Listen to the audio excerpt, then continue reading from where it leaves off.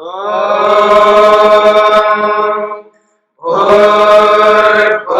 स्वः तत्सवितुर्वरेण्यं भर्गो देवस्य धीमहि धियो यो नः प्रचोदयात्।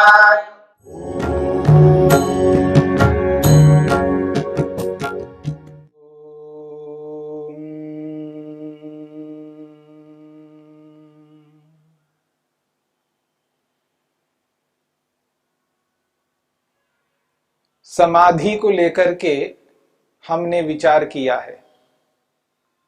समाधि दो प्रकार की होती है, संप्रज्ञात समाधि और असंप्रज्ञात समाधि। संप्रज्ञात समाधि को लेकर के जो हमने विचार किया है, उस संप्रज्ञात समाधि के 4 भेद बताए। उन चारों भेदों को लेकर के हमने विचार किया है। वितर्क समाधि को सवितर्क समाधि कहा है, विचार समाधि को सविचार समाधि कहा है, आनंद समाधि को सानंद समाधि कहा है और अस्मिता समाधि को अस्मिता मात्र समाधि कहा है। और इन चारों समाधियों में आत्मा को जिन पदार्थों का प्रत्यक्ष साक्षात्कार होता है, वे पदार्थ 2 प्रकार के हैं, एक जड़ के रूप में और दूसरा चेतन के रूप में। और जो जड़ पदार्थों का साक्षात्कार होता है वो 26 पदार्थों का साक्षात्कार होता है, और जो चेतन पदार्थ है वो आत्मा है, जीवात्मा है, स्वयं का साक्षात्कार प्रत्यक्ष होता है, वो 27वां पदार्थ हुआ। तो 27 पदार्थों का साक्षात्कार प्रत्यक्ष संप्रज्ञा समाधि के चारों भेदों में होता है। संप्रज्ञा समाधि को बताने के उपरांत महर्षि पतंजलि ने असंप्रज्ञा समाधि की चर्चा की है, जिसे योग कहा जाता है। महर्षि पतंजलि ने योग के प्रथम सूत्र में, पहले सूत्र में अथ योगानुशासनम, इस सूत्र के अंतर्गत स्पष्ट किया है योग क्या होता है। और इस अथ योगानुशासनम सूत्र की व्याख्या करते हुए महर्षि वेदव्यास ने विस्तार से बताने का प्रयास किया है। योग किसको कहते हैं? समाधि का नाम योग कहा है, योगः समाधि।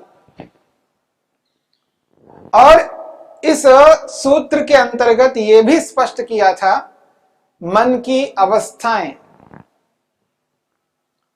मन जो काम करता है वो अलग अलग अवस्था में रह करके काम करता है, कार्य करता है। मन के जो विचार हैं वो विचार एक ही स्थिति में सारे विचार नहीं होते हैं, अलग अलग मन की अवस्थाओं में अलग अलग प्रकार के विचार होते हैं। तो मन की जो अवस्थाएं हैं वो 5 हैं, जो आपके सामने आ चुके हैं: क्षिप्त, मूढ़, विक्षिप्त, एकाग्र और निरुद्ध। इन 5 अवस्थाओं को लेकर के चर्चा हुई है। इन 5 अवस्थाओं में समाधि रहती है, यह भी बात कही गई है, पर प्रत्येक अवस्था में रहने वाली समाधि को योग नहीं माना है। मन की क्षिप्त अवस्था में समाधि, मूढ़ अवस्था में समाधि, विक्षिप्त अवस्था में समाधि, एकाग्र अवस्था में समाधि और निरुद्ध अवस्था में भी समाधि। परंतु इन 5 अवस्थाओं में रहने वाली समाधि को योग स्वीकार नहीं किया। केवल 2 अवस्थाओं में रहने वाली समाधि को ही योग स्वीकार किया। एकाग्र अवस्था में और निरुद्ध अवस्था में जो समाधि होती है उसी को योग स्वीकार किया गया है। तो मन की जो 5 अवस्थाएं हैं, उन अवस्थाओं में जो एकाग्र अवस्था है, चौथी अवस्था है, चौथी अवस्था यानी एकाग्र अवस्था में जो समाधि लगती है वह समाधि संप्रज्ञात समाधि है, जिसकी चर्चा हमने 17वें सूत्र में की है। वितर्क विचार आनंद अस्मिता रूपानुगमात संप्रज्ञातः, इस 17वें सूत्र में जिस समाधि की चर्चा की है वह समाधि एकाग्र अवस्था में प्राप्त होती है और ऐसी समाधि को योग स्वीकार किया है।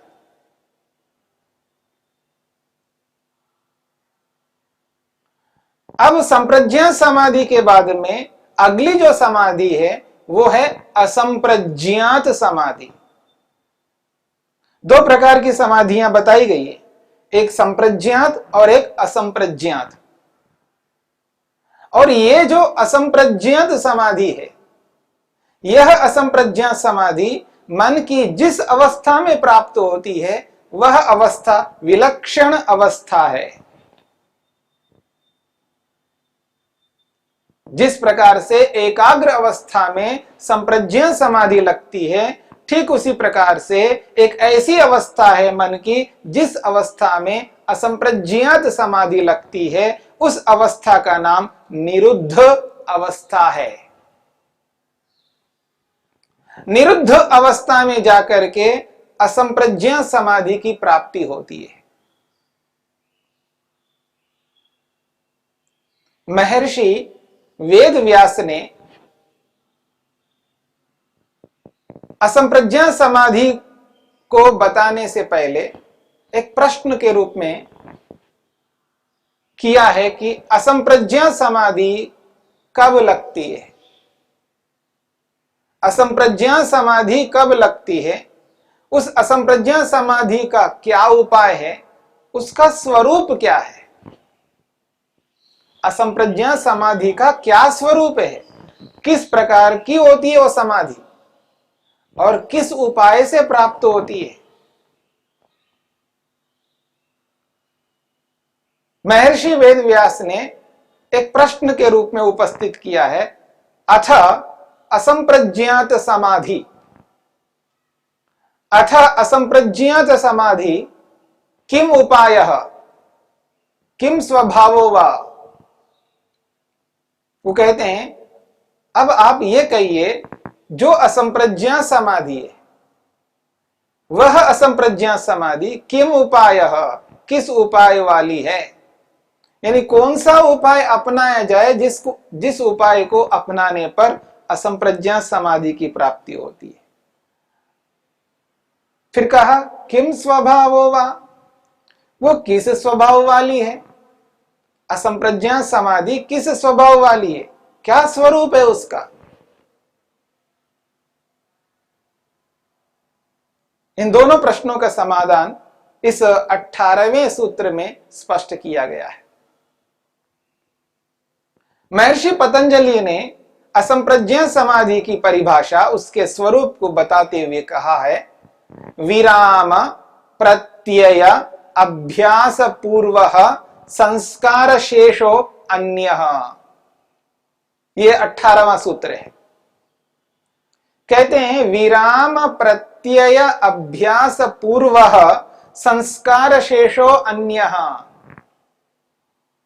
ये असंप्रज्ञा समाधि की परिभाषा है, असंप्रज्ञा समाधि का स्वरूप है इस सूत्र के अंतर्गत।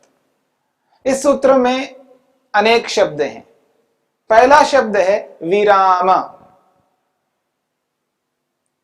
ये जो विराम शब्द है इसका अभिप्राय है रुक जाना। विराम का अर्थ है रुक जाना, ठहर जाना। रुक जाने को, ठहर जाने को विराम शब्द से स्पष्ट किया है। तो रुकना है तो किसको रुकना है, क्या रुकता है, विराम रुक जाना। वृत्तियों का रुक जाना। ये जो मन की वृत्तियां बताई गई है, पीछे आपने मन की वृत्तियों को लेकर के विचार किया है, सुना है। ये जो वृत्तियां हैं, प्रमाण, विपर्यय, विकल्प, निद्रा, स्मृति, 5 प्रकार की वृत्तियां बताई गई। तो यहां पर कहा जा रहा है विराम, रुक जाना। किनका रुकना? वृत्तियों का रुकना। 5 वृत्तियों का रुक जाना। तो पांचों वृत्तियों के रुकने को यहां पर विराम शब्द से स्पष्ट किया है। जब ये 5 वृत्तियां रुक जाती हैं, उस स्थिति में असंप्रज्ञा समाधि जो लगेगी, वो उस स्थिति में लगेगी विराम। 5 प्रकार की वृत्तियां जब रुक जाती है, तब असंप्रज्ञा समाधि लगेगी। फिर वो कहते हैं प्रत्यय। सूत्र का अगला शब्द है प्रत्यय। ये जो प्रत्यय शब्द है, इसका सीधा अर्थ होता है ज्ञान। प्रत्यय का अर्थ है ज्ञान, नॉलेज। और कैसा ज्ञान? पूर्ण ज्ञान, परिपूर्ण ज्ञान को यहां पर प्रत्यय शब्द से स्पष्ट किया है। पीछे हमने वैराग्य के प्रसंग में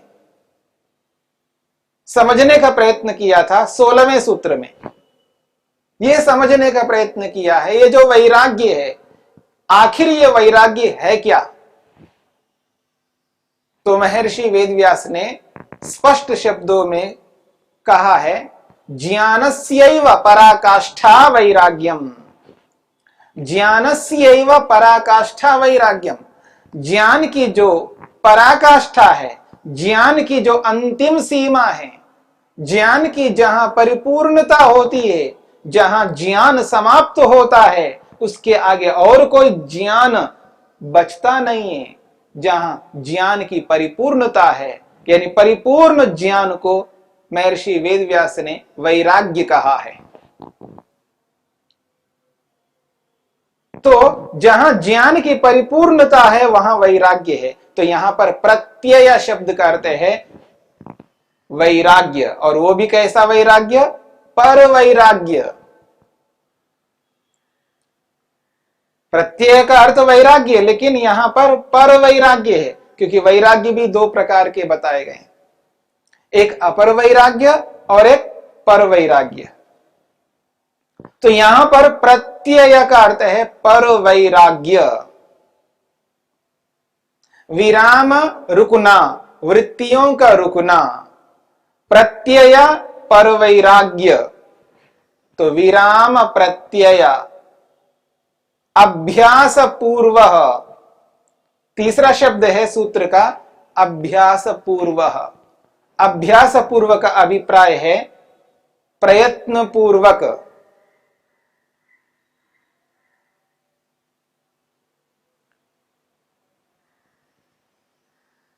अभ्यास पूर्वक का अर्थ है प्रयत्न पूर्वक। तो विराम, वृत्तियों का रुकना, प्रत्यय, पर वैराग्य, अभ्यास पूर्व, प्रयत्न पूर्वक। अगला शब्द है संस्कार शेष। संस्कार शेष का अर्थ है मन में संस्कारों की विद्यमानता, मन के अंदर संस्कारों का होना। मन के अंदर संस्कारों का होना, यह है संस्कार शेष का अर्थ है। यानी संस्कार शेष है, यानी संस्कार विद्यमान है। शेष का अर्थ यहां पर विद्यमान। मन के अंदर संस्कार विद्यमान है। संस्कार शेष का अर्थ है मन में संस्कारों की विद्यमानता। और सूत्र का अंतिम पद है अन्यः। अन्यः का अर्थ है भिन्न। किससे भिन्न? संप्रज्ञात समाधि से भिन्न। क्योंकि समाधि का प्रसंग है, समाधि के इस प्रसंग में पहले संप्रज्ञा समाधि को बताया गया है, अब असंप्रज्ञात समाधि को बताया जा रहा है, तो यहां पर अन्य शब्द का अर्थ है भिन्न। किससे भिन्न? संप्रज्ञात समाधि से भिन्न, संप्रज्ञात समाधि से अलग। कौन? असंप्रज्ञात समाधि। तो यहां अन्य का अर्थ है असंप्रज्ञात समाधि। विराम का अर्थ रुक जाना कहा है, प्रत्यय का अर्थ परवैराग्य कहा है, अभ्यास पूर्वक का अर्थ प्रयत्न पूर्वक कहा है, संस्कार शेष का अर्थ मन में संस्कारों की विद्यमानता को कहा है, और अन्य शब्द से संप्रज्ञात से भिन्न असंप्रज्ञात शब्द को कहा है। तो सूत्र के एक एक पद के अर्थों को हमने समझने का प्रयास किया है। अब इस पूरे सूत्र का एक वाक्य में जो अर्थ बनता है वो किस प्रकार का बनता है, देखिएगा। एक वाक्य में सूत्र का अर्थ इस प्रकार समझना है, विराम प्रत्यय अभ्यास पूर्व संस्कार शेषो अन्यः। पर वैराग्य का बार बार अभ्यास करके, पर वैराग्य का बार बार अभ्यास करके पांचों वृत्तियों को रोककर, पांचों वृत्तियों को रोककर और संप्रज्ञात समाधि को भी रोककर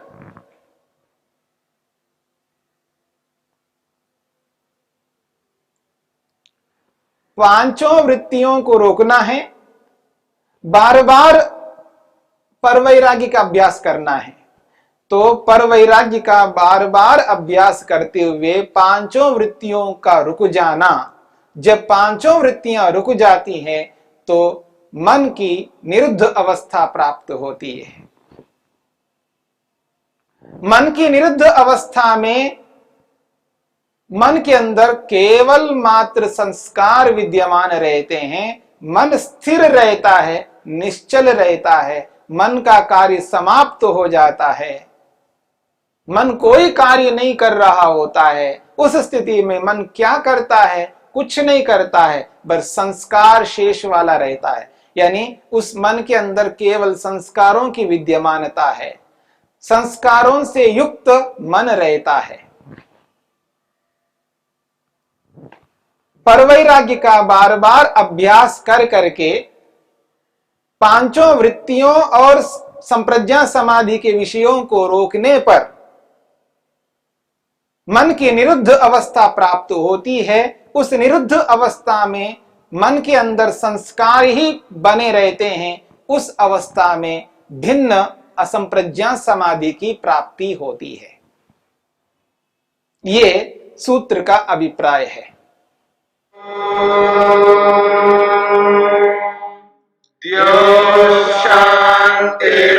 शांतिरंतरिक्षं शांति पृथिवी शांतिरापः शांतिरोषधयः शांतिः वनस्पतयः शांतिर्विश्वे देवाः शांतिर्ब्रह्म शांतिः सर्वं शांति शांतिरेव शांति क्षमा शांतिरेधि। ओम शांति शांति शांति।